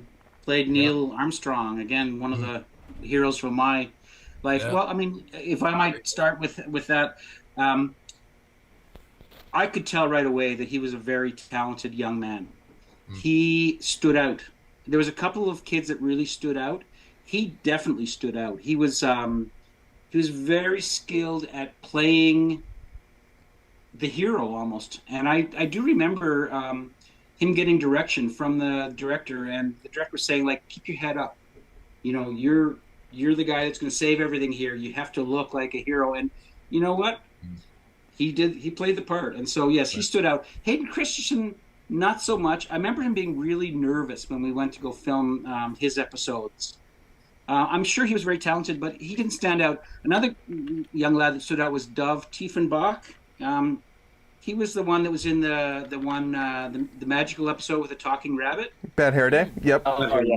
Yeah. What was it called again? Bad Hair Day. Bad Hair Day. Yes, he actually went on Broadway eventually. So again, he was a talented young man, but a lot of the other ones, I mean, they weren't great actors, and in a way it kind of shows, but in a way it didn't hurt either. You know, I mean, you didn't have to be a great actor to be on that show. You just had to be able to look really, really scared a lot. Yeah. And I do remember there was do a good job at that, to be granted. Yeah. Yeah, there was an actor, there's a director named William Fruitt. He directed, for example, the second Haunted Mask, and he was a very famous Canadian. Matthew will agree with me here. He's a very famous Canadian director, and he actually he wrote the script to Going Down the Road, which is, if you guys haven't seen it, it's a black and white movie filmed in the 1960s, but it's a classic Canadian film about two guys from the East Coast. They're trying to get to Toronto to sort of, have a good career and everything. Anyway, William Fruitt, the director, he would scare the kids. he would literally come up and, "You guys got to be scarier." And he was sort of a biker-looking guy, and he was a nice guy, but his shtick was, the only way I'm going to get ferreted at some of these kids that can't act is to actually scare them. So he'd come up and go, "No, you got to be more scared. I want to see big eyes, and I want to see panties." These kids are method actor, what you want. But yeah, that's something I remember about him. And the other thing about him was he lived in the East End, so we always end up filming near his place. So we had a place where all the swamp episodes and all that filmed. Serena Gundy Park. It's up by the Don Valley Parkway in Eglinton. We filmed a lot of episodes there, and it was because it was close to where William lived. So hey, you want a 10-minute commute? It's a 10-minute commute. Absolutely. Also, I want to bring up something funny about some of the young actors as well. Is that 3 of them all ended up being in Freddy vs. Jason together. The kid who played Evan in Monster Blood was the stoner, long-haired guy who gets possessed by Freddy. Then Brendan Fletcher, who played Grady in Werewolf Fever Swamp, he was Mark. And he's the guy who gets his face scratched by Freddy and he gets lit on fire. Wow. And then there was I can't remember her name, but the girl who played Kat in It Came From Beneath the Sink. She was she was the girl with the baseball cap and stuff, which is kind of funny, seeing these Goosebumps alumni all come into a same movie. Yeah, no, I remember when I found that out too, and I was like, wow, I mean, one is, but 3 of them, it's holy moly, it's like a big old reunion we got here. Especially the kid who played Evan in Monster Blood, because he looks so different in Freddy vs. Jason. I didn't even know it was the same actor until I looked it up. Yeah. Bjorn, you had a question earlier, didn't you? So I'm a big Slappy fan. As we all know, I am obsessed with this guy. No. As a kid, I used to watch it to the point that I destroyed my first VHS tape. I would watch it, rewind it, watch it again 4 or 5 times in a day. Because as a kid in primary school, I used to get bullied quite a bit, and this was my comfort, was Slappy. And I guess one of my main questions was, the design of Slappy, because obviously this is the definitive version to all us Goosebump fans, but he does look a little different as described in the book. He's got the red hair and the red eyebrows. So we've always had this wonder, what was the concept behind designing this version of Slappy for the show? Obviously, because he doesn't have the brown hair and the blue eyes, but this is the one we know and love so much, but we were always curious as to know the process behind designing him. Oh, the process. Ron was a huge Jim Henson fan. He loved Jim Henson. And Jim Henson did Simple Muppets in the old days, and he moved into more animatronics and things like that. And I think he wanted Slappy to be like Jim Henson on acid. This crazy, freaky, scare the kids but not scare the kids. And I remember getting phone calls from the guy, the sculptor, Dan Sheehan. He was calling me at my shop about the discussions they were having about the puppet. And I think it was a collaboration, mainly Ron, but a lot of it looks like a lot of it to me looks like Dan Sheehan's work when I look at it. So I can see his hand in that, and he's got an evil sense of humor, and he's kind of like that, and he's got red hair. He used to have red hair. So I'm thinking I think he looks a bit like Dan to me in a sense, and I know Ron he put his take on it also, but I mean I wasn't in the shop at that time. I just left the show. And then I remember just being called about it. And we were talking about how to manufacture it because I was also doing the animatronics on the show. And when I left, they didn't have any that could do the animatronics. So I was on phone call conversations with the people in the shop, like how to rig something or build something. And because Ron had some knowledge of it, but not a lot really. And the puppet was it was trial by fire, I think, between them. I think there was a lot of arguing about the design and coming up with the design when it came out. I think you can't discount the producer's involvement too. Yeah. They would have been coming in there and saying, it's gotta look good, but it's gotta be built fast. And so I don't think Ron would have had total say. There would have been other sort of people, other cooks stirring the pot as well. Yeah. Maybe from almost a political or a money point of view too, that would have influenced perhaps what he was able to do in the time frame. Yeah, it was tight, real tight. I never saw anybody come into the shop to look at something. It was always he would have had to send he had to send concept. He would send. He had to send concepts and drawings, and then it would have been revised at that stage. I mean, I remember being around some of the. There was conflict with him. Because sometimes he wouldn't be able to give them approval time. It was just there's no time. I mean, the man is going to be up all night finishing off this monster, and the last thing he's going to do is before he starts his all-nighter saying, "Oh, do you want to have one last look at it?" So, there were times like I remember, is it Calling All Creeps where they have the one sort of reptilian-looking creature? Yeah. I mean, that was the Gorn from Star Trek. Yeah. And I remember wow, that looks exactly like the Gorn. He's like, it's a different color. But you have to, these guys are really, really working hard, a little too hard sometimes, and you won't get that now. People would never give that much of their lives that Matthew and Ron and the other people did. I mean, when you're up that long, and I've done it, I mean, your body starts telling you it's time to go to sleep. Like I did some of those too, believe me, in film school, up for 40 hours. And you start getting spots in front of your eyes after a while, and your ears start to whistle. Whistling noises are going off like crazy. Like your body is saying, you must sleep now. But yet, you've got another 8 hours to go. I mean, these guys, I felt for them. And because I was in the union at that point, they wouldn't make us do that. We might have 14-hour days, but we were guaranteed to have at least 8 hours off. Yeah. Those guys, looking back on it, if it's incredible what they did with the money that they had and the time that they had. And I think that Ron should be really proud, and Matthew and all you guys that did those creatures. We're still talking about it. You guys did an excellent job, and you frightened the pants out of a lot of kids, in a good way. You didn't terrify them, but you certainly, because kids like to be scared a bit. You know what I mean? Yeah. It's like, it's an emotion that you have to learn to sort of overcome, and that was a good way to do it. In the case of my son, like I brought my son to set a few times, and I'm trying to think of the one. There was the one with the vampires in it. Again, you guys. Vampire Breath. Vampire Breath. Yep. Vampire Breath. I brought him to set, and the actors playing the vampire was there, and my son did not want to go near that guy. Dad was in a room full of coffins too, and they were real coffins. You know what I mean? We didn't build those.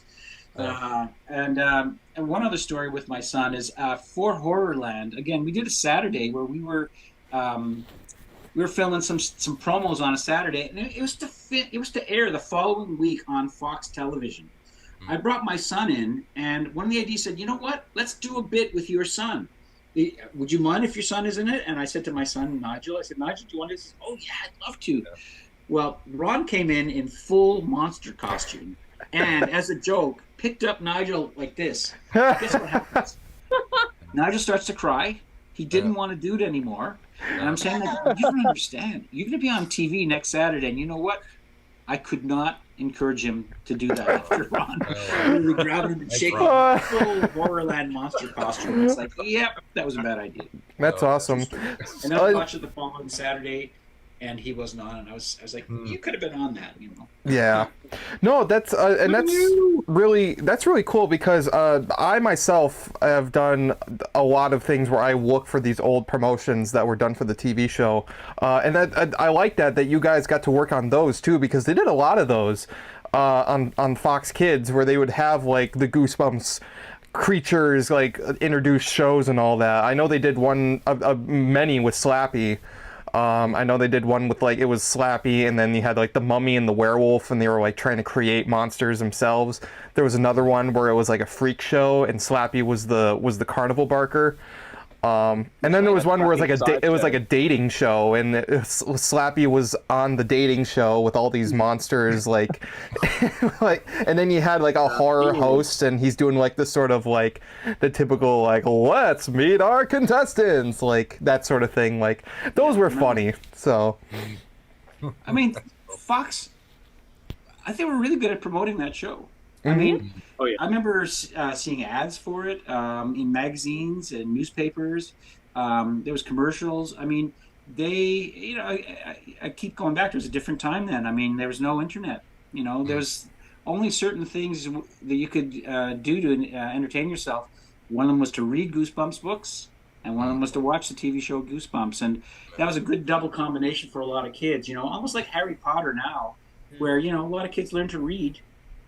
Their first book, or one of their first books, is Harry Potter. Well, same with Goosebumps. You know, a lot of kids, that's early stuff for them to start reading, and you know, getting the good habits of learning how to read properly.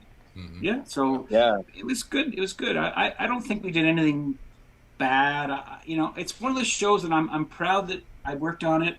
I didn't realize it would be this iconic, but you know, people are contacting me almost weekly saying they want to talk about Goosebumps, and you know what, I'm happy to do it because it's part of their childhood, and it was the best time of my life. I think Matthew summed it up. This was a good crew.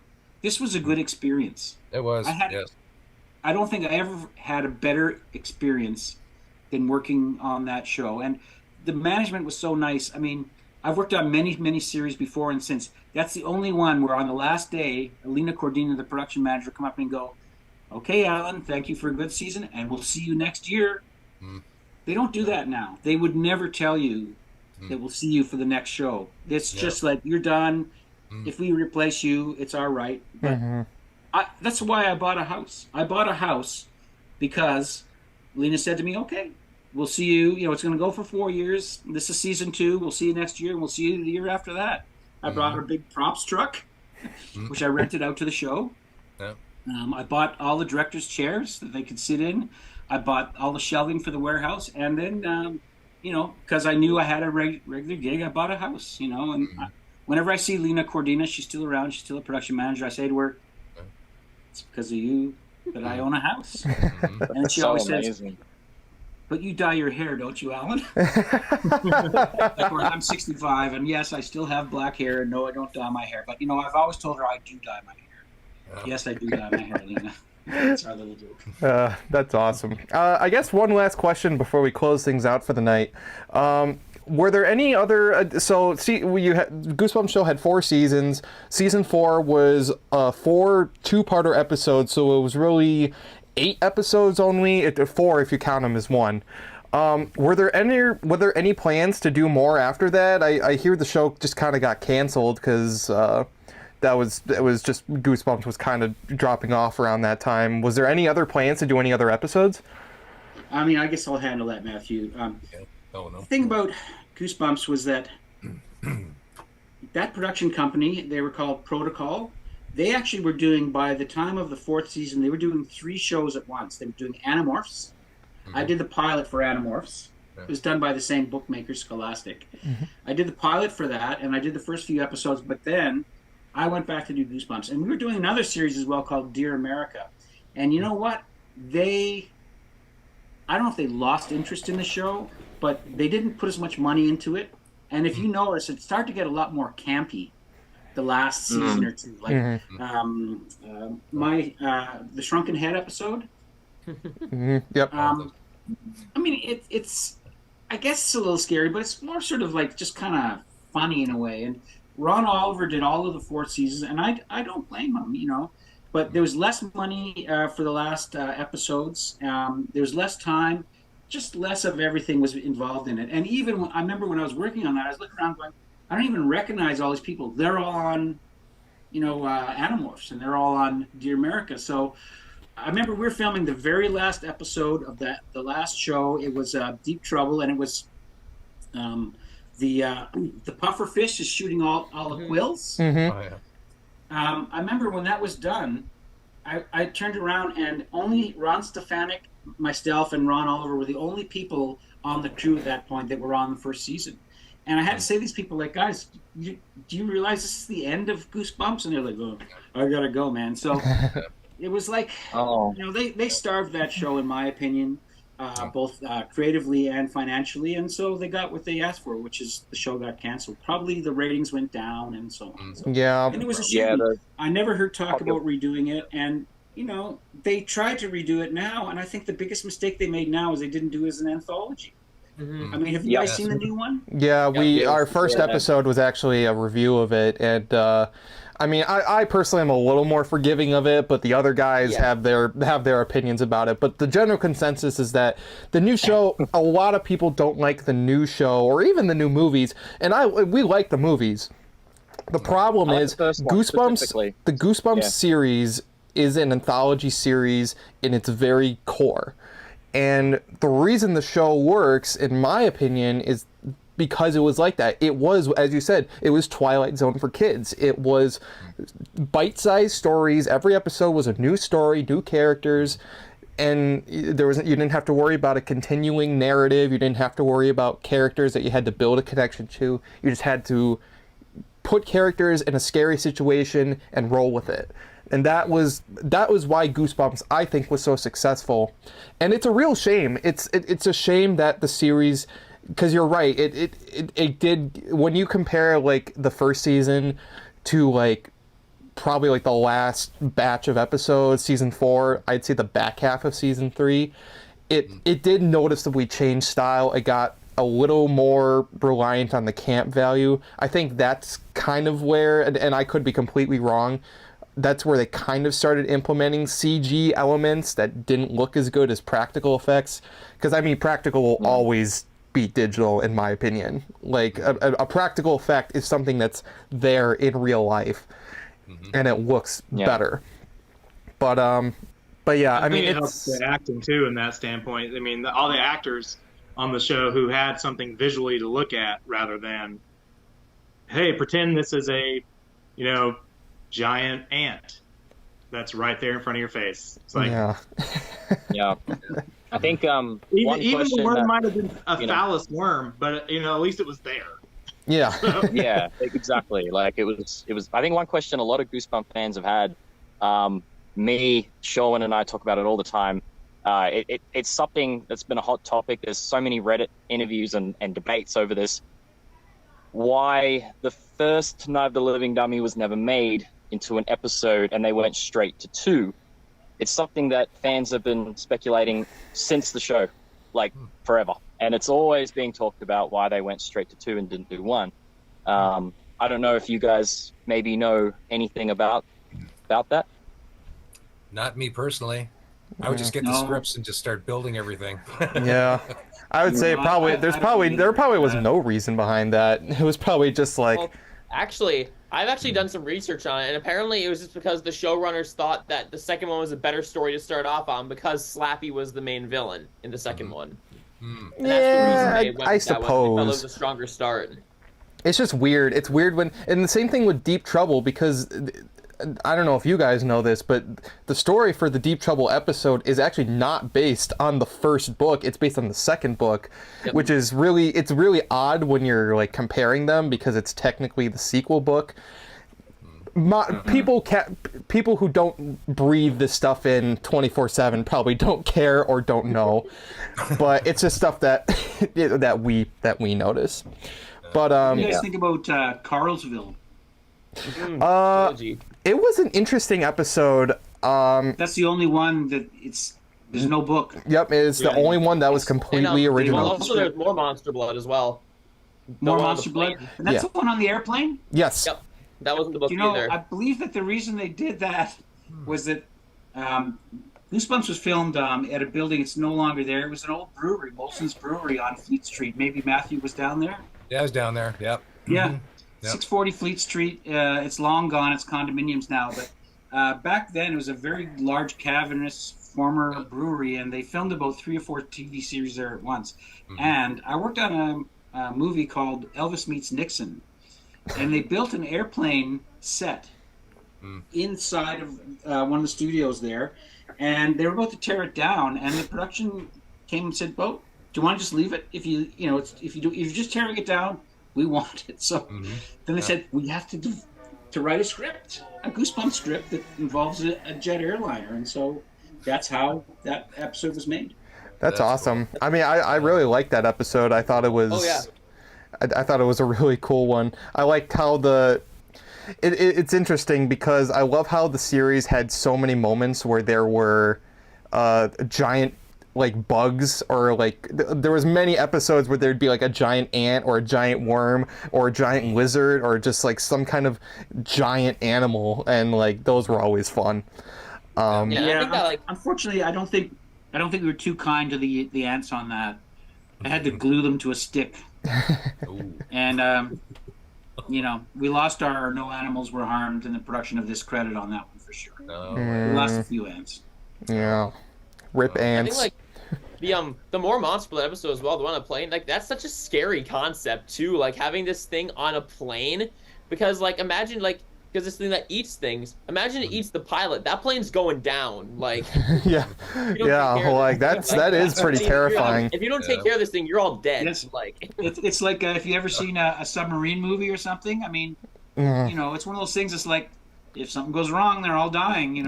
Or like Alien. Sure. It's like an element of horror that's always worked really well. Is you're trapped, and I mean, Night of the Living Dead, the original black and white one. I mean, I saw that in the theaters in the 70s, and later on I read actually a book about the making of that. Why does that scare you? Because they're trapped in their own house. Yeah. They're trapped in the place you think you're the most safe is your house. But they're trapped in there, and the zombies are trying to get in.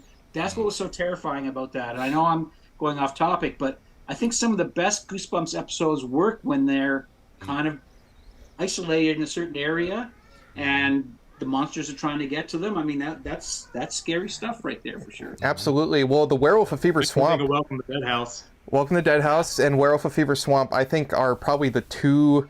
Well, I'd say personally, Werewolf of Fever Swamp is the scariest episode because that is being in a swamp is already like a very creepy setting at night and stuff, but.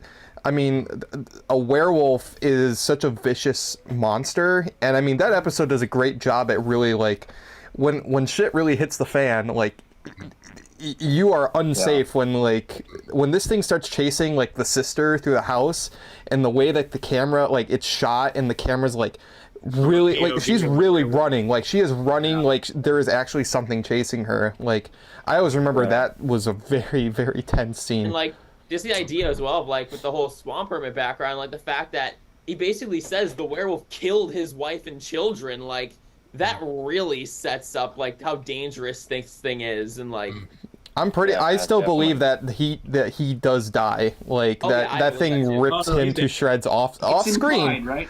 Off screen, but I mean he's dead, he's just dead. For that episode, if it scared you, William Fruitt, the director of that, he was really good at doing those dark, menacing episodes, showing the fear in the kids' eyes. He got real fear out of those kids. And the one thing I remember about that is we actually did a lot of filming in a swamp, or at least in a really wet area. It was cold, and everybody got sick on that show. I remember at one point, I was sick, the gaffer was sick, the director of photography was sick, the director was sick. We were all sick, and they had to bring a doctor to set because we had to keep going. And he literally, it's almost like a Star Trek thing. We just went up to people and, gave us a shot of vitamin B12 or something, and on you go. So, I mean, there was, as I say, there was some Here's a Vietnam cocktail for you. Well, the one that truly traumatized me, other than the Girl Who Cried Monster, which mainly my brother, that one.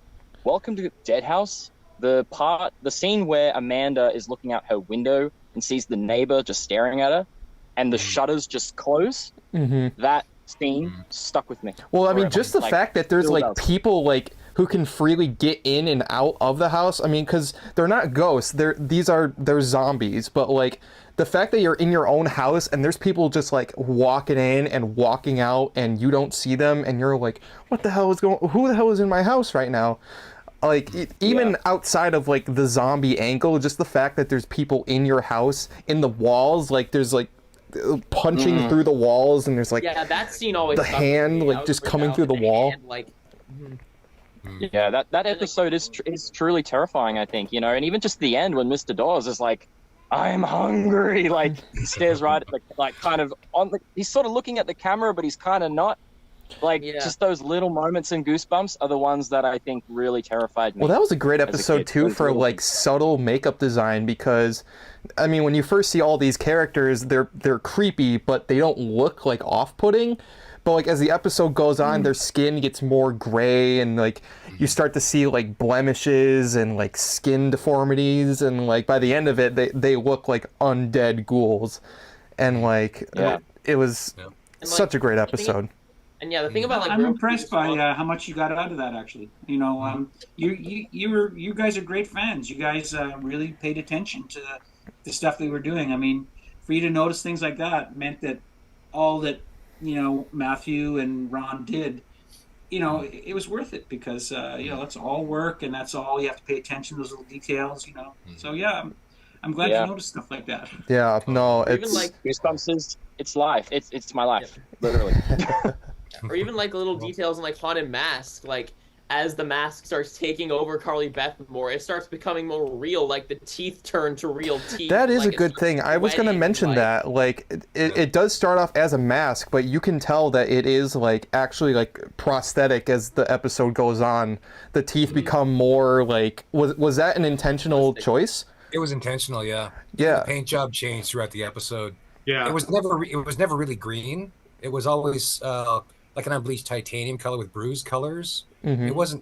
It got a little sort of green as it went along. It was just very lightly misted on though, but it was never actually fully green though.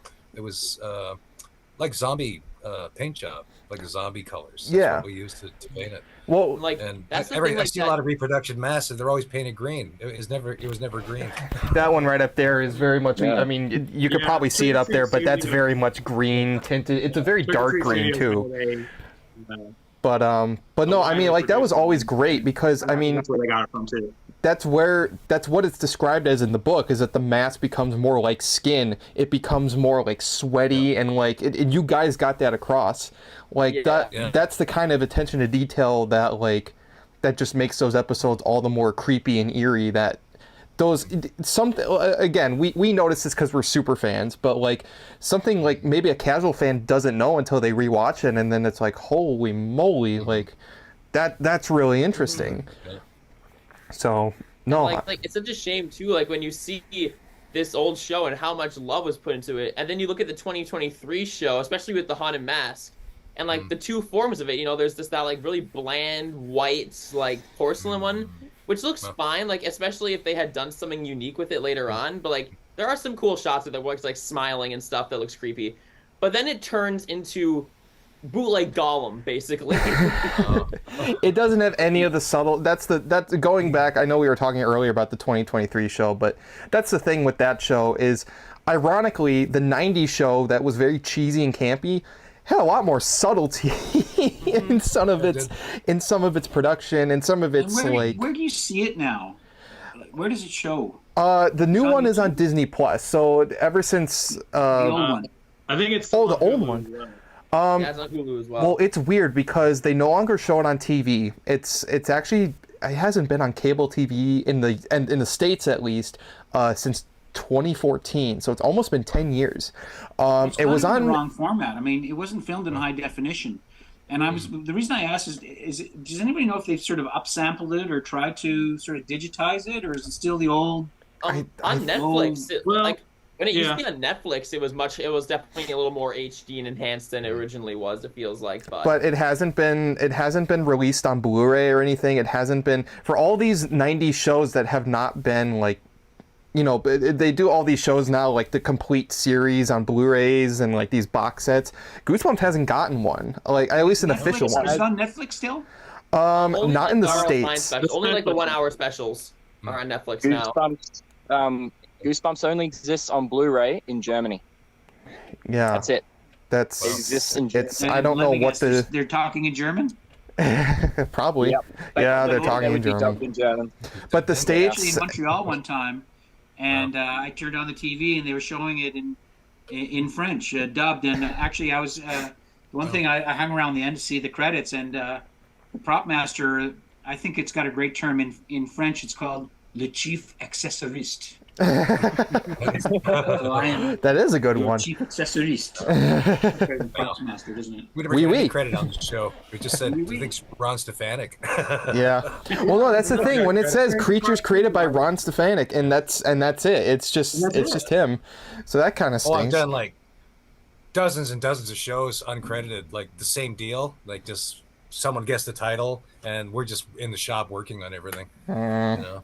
So that kind of stinks. A lot of my career has been like that. Yeah, I've done lots of shows uncredited, which is a shame. And you know, before we started this podcast tonight, I told you guys you were the unsung heroes, and that's true. You know, talking to you, Matt, when we were talking about Facebook, and then I can't remember who else jumped in, who also worked on the show, and you guys talked about those long nights, and you know, talking about it here with you guys now. I mean, it's absolutely insane that one, you haven't gotten the credit that you guys really deserve. For putting the hours in, for making not only my childhood and our childhoods and many others, millions of others going forward. I mean, people who remember this show remember all this stuff. I mean, but they don't know your names really, unless you're a deep dive fan. Yeah. You know, and that's sad. That's something I feel definitely should be changed. Absolutely. Yeah, one of the nice things is that like I'm kind of older than all the other crew members. I still actually work in film all the time and television. And some of the people know that I was on Goosebumps, and they'll say to other crew members, like, that's Alan. He was the props man on Goosebumps. And then these guys are like, what? You worked on Goosebumps? I'll be like, yeah. Well, and they want to know all these different stories and so on. But it's like, you know, it's a whole new generation that's watching. I mean, it originally aired in 1995, and so you guys most of you were probably too young for the first run, right? I was reruns in the early 2000s, I guess, and yeah, it's I was born in '85. I'm the old man of this group, so I actually grew up. I mean, You grew up with the original one? Yeah, I grew up in the original era. No, I was 3,000 years ago. I was not born yet by the time the series was on. I had to catch them in reruns, but it stinks now because they're not even on cable anymore, so you can't even come across it. You have to be lucky enough to have the DVDs, or like even Netflix now. They used to have the whole series, now it's limited in the States at least. So we kind of get the. I have like every episode. The thing is, like, even when you have all the DVDs, you still don't have all the episodes because they didn't release Haunted Mask, Werewolf Skin, or Cuckoo Clock of Doom on DVD ever. Yeah. Like, I have every episode on VHS. Yeah. Yep. Originally aired, yeah. Yep. Absolutely. No, I've actually the one thing I did do here on the channel is I found somebody on Twitter reached out to me and said, "Hey, I have the original archive recordings of when these episodes first premiered." And you can actually watch them on my channel. Just plug. But no, and yeah, absolutely. I mean, you guys put in all the hard work on this show, and it seriously, we can go on for hours and hours and hours talking about every single episode. But it's just incredible. I mean, it's just incredible. And practical effects will always beat digital effects. And I mean, there's a lot of people who work in that department. So I mean, yeah, it was the hardest. It was one of the hardest things I ever worked on, but also the funnest. So it was that weird thing where we all got along really well, and everyone was so talented. And I don't remember there being any sort of discord. Everybody wanted to come back for the next season. I was always looking forward to it. And then after that, nothing ever was as much fun as that show was. It's hard to explain, really, but it was a special time in my life. I was in my mid-30s at the time. And I look back very fondly on the production of that show. I sure do. Oh, yeah. Me too. And I'm still in touch with a lot of the people that worked on that show. I mean, I've seen Matthew on set not that long ago. I worked on The Accused, and I also worked on What We Do in the Shadows. So, oh yeah, it's one of those things. It's a small community, the Toronto film community, but I've been on that since season one. It was a Toronto production, a Canadian production. I know that people might want to sort of belittle it for that, but they had some very talented people up here at the time. And they wanted to. They were early in their career. They wanted to advance themselves, and I think we put ourselves on the map there with that show a little bit. And I think so. I think most of the actors were Canadian as well. Mm-hmm. Yep, it was. They didn't import big U.S. stars.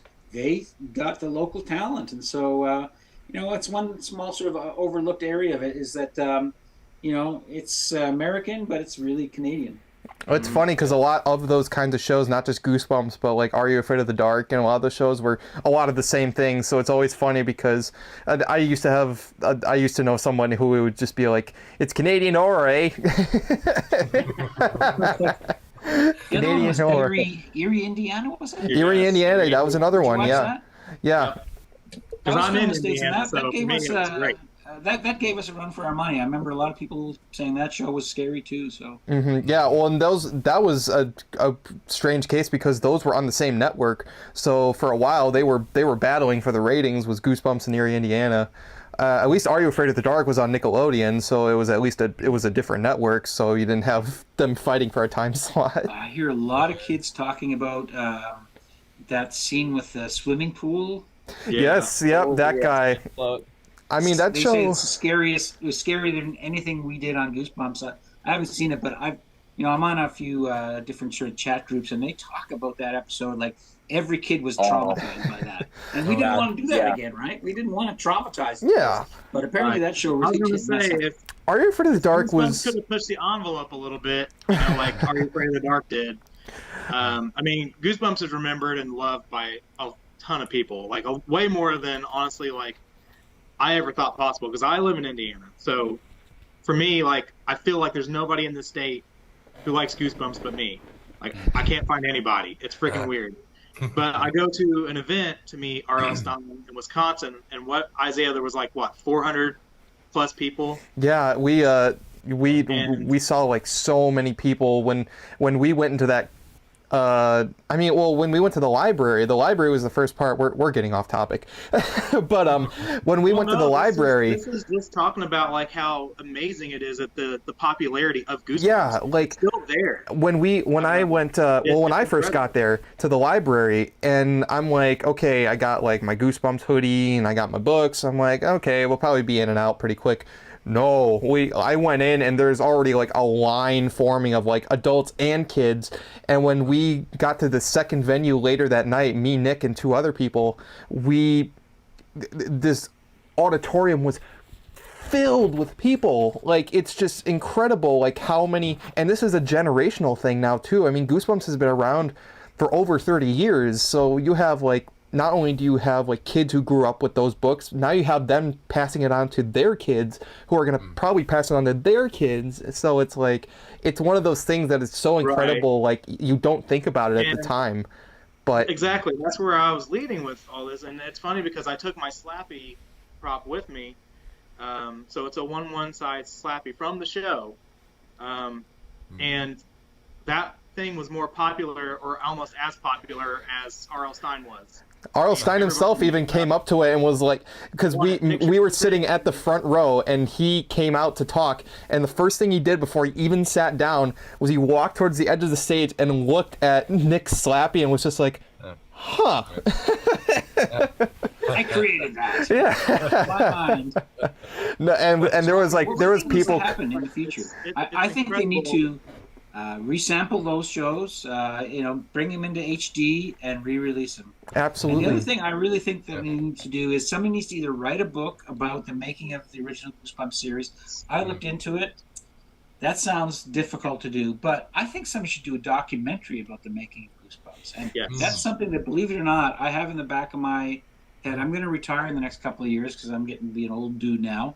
And when I do, I might see if I can actually pull together a few interviews, interview people like Ron Stefanik, Ron Oliver, some of the actors, and do a little documentary about the making of Goosebumps. Yeah, absolutely. Hey, and if you ever need any help, you got 4 Goosebumps super fans over here that are willing to lend their talents. So hey, I mean that'd be awesome. I mean, there's just been a lot of the production of the show is shrouded in mystery, and I hate that because this show is so beloved, and yet there's so little like behind the scenes footage. There's not a lot of again, it's not even in HD. And it's been 30 years since this show premiered, guys. Come on, what's the holdup? If all these shows now, we're in an age of nostalgia, and companies are capitalizing on these franchises, so it's you probably make a good buck selling the series and a complete series box set. That's all I'm saying.